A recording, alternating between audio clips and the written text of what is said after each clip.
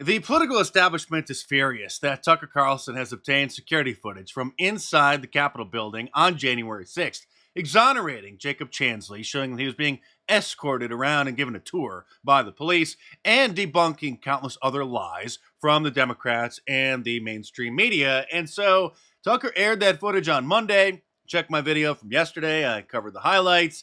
And so Chuck Schumer is so upset that he gave this press conference yesterday. Rupert Murdoch has a special obligation to stop Tucker Carlson from going on tonight now that he's seen how he has perverted and slimed the truth. I think you mean how he has shown the truth. And from letting him go on again and again and again. So the most powerful man in the Senate is demanding that the CEO of a news company censor news that debunks lies that the Democrats and the liberal media have been spreading for over 2 years now. Because our democracy depends on it. Our democracy depends on censorship. Of course, the old bags on The View have some thoughts. Last night, Tucker Carlson took a page from George Orwell's 1984 and told his viewers to reject the evidence of their eyes and ears. Actually, he showed the evidence that the Democrats have hidden from people's eyes and ears, which is Orwellian. Footage like this, which clearly shows the officer leading Mr. Chansley, trying to open the door, which turns out to be locked. So I guess they'll have to try to find another way into the Senate chamber. And by the way, the reason that's blurred is Fox News blurred that door for security reasons because the Capitol Police and security officials just wanted to help keep some things private for obvious security reasons. But it's not just Democrats and the liberal media who are upset. Mitch McConnell, the human turtle, is also upset that the truth is getting out. My concern is how it was depicted, which is a different issue. Clearly, Mr. Chansley did nothing wrong.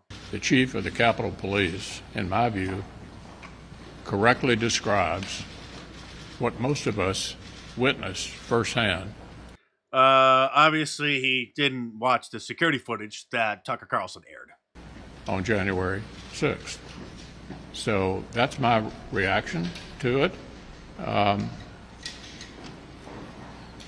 It was a mistake, in my view, for Fox News to depict this in a way that's completely at variance with what our chief law enforcement official here at the Capitol thinks. What are you going to believe, the chief Capitol Police officer or your lying eyes? Replying to one of the clips that went viral on Twitter, Elon Musk said, besides misleading the public, they withheld evidence for political reasons that sent people to prison for far more serious crimes than they committed. This is deeply wrong, legally and morally.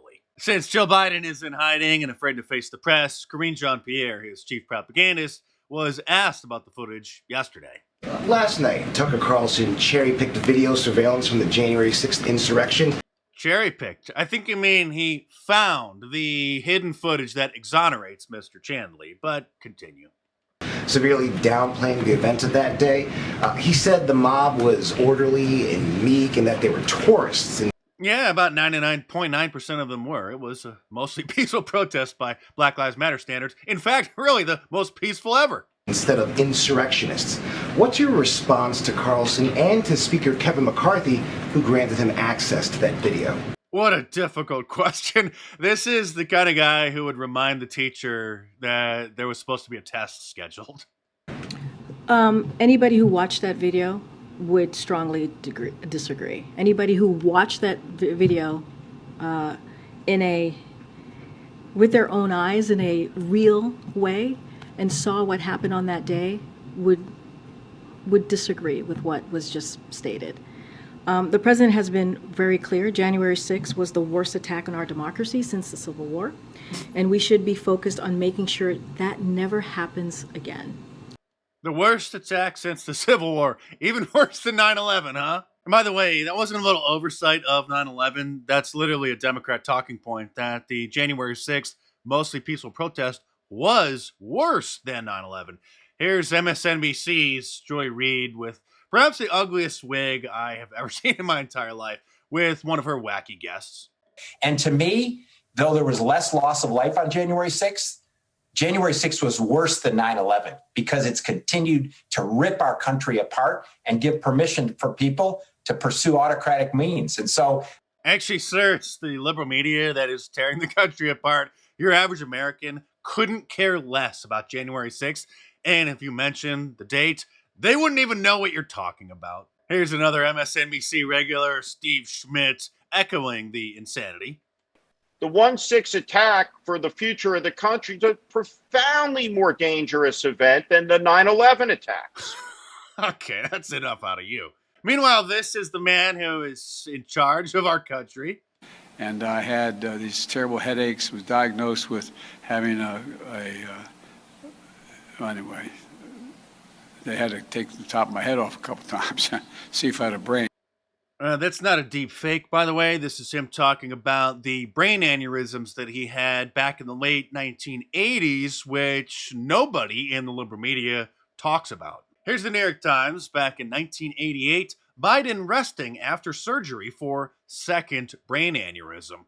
Of course, you can't talk about the fact that he had brain surgery because that would further the narrative, the facts, that maybe he just doesn't have the mental capacity to be the most powerful person in the world.